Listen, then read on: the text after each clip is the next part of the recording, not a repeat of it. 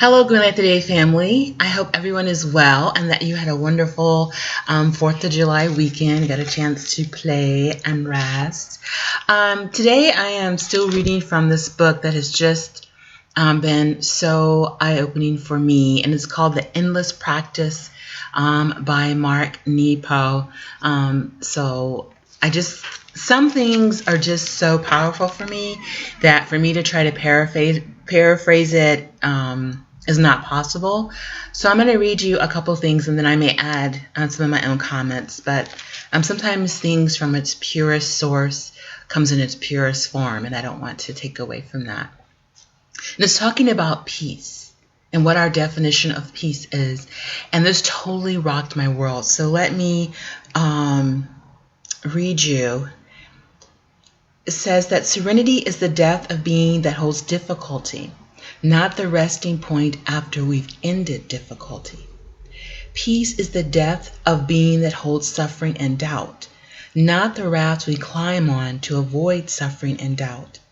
I'm beginning to see that tranquility is the depth of being that holds what we think and feel, not the still point after we've silenced what we think and feel. Happiness, fear, anxiety, contentment, doubt, regret, unworthiness, anger, despair. All these and more are the waves that rise and fall in the sea of being. Joy is the ocean that holds all feelings. This is so contrary to what I've been taught. Have you heard people say, well, at last, he's at peace, or I'm at peace, or I will have so much peace when, or after this is over with, things will be so peaceful, I'll be able to. And this is saying, no, peace is the holding of what you're experiencing and still feeling the joy of being. It's not a moment in time. It's not a still point. It's not this, moment where everything is just going peacefully. It's like finding out for the first time that love is not only a noun, but it's a verb. And that is the same thing with peace. It is a verb and a noun and an adjective and an adverb. It is the holding of all feelings. And I like this part where it says, and though we can endure suffering and engage our doubt, there is never an end to suffering and doubt, and neither is there an end to tranquility and peace. It is important to accept these fundamental notions of reality. Otherwise, we waste our energy trying to bring an end to things that have no end, rather than develop the inner skills to navigate these timeless currents. That's unity, right? Unity is the holding of all things.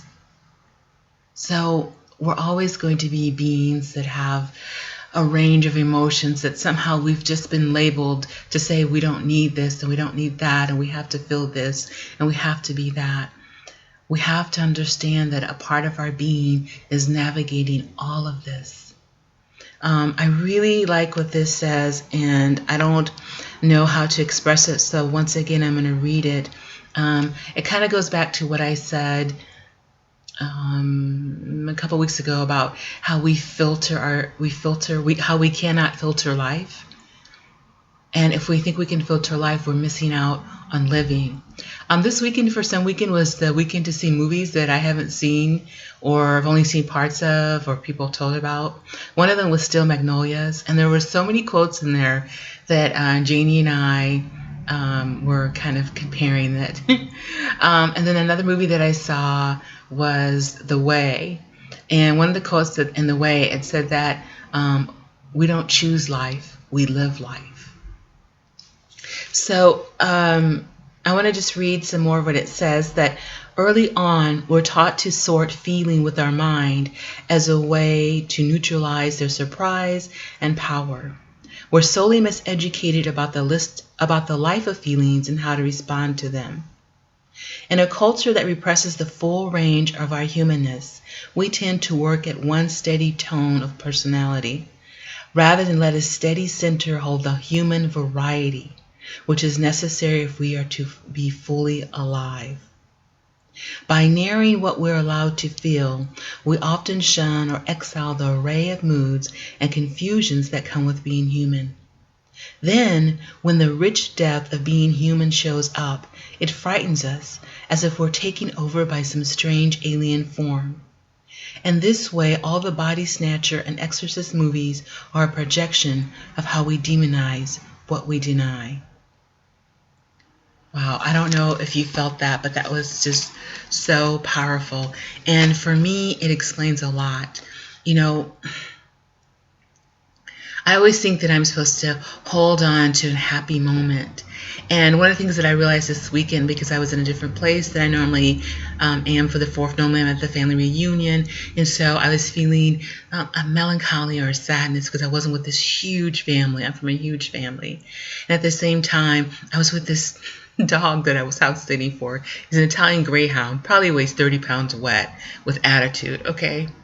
And being in the weirdness or the middleness of those two, because the dog made me so happy, and yet I was missing my family.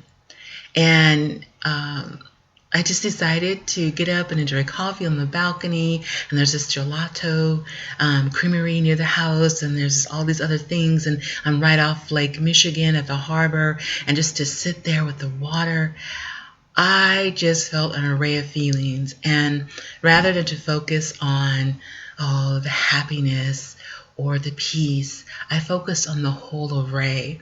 And at the end of the day, I really felt joyful. I felt the peace. I felt the sadness. I felt the unity. I felt a little loneliness. I just felt them all.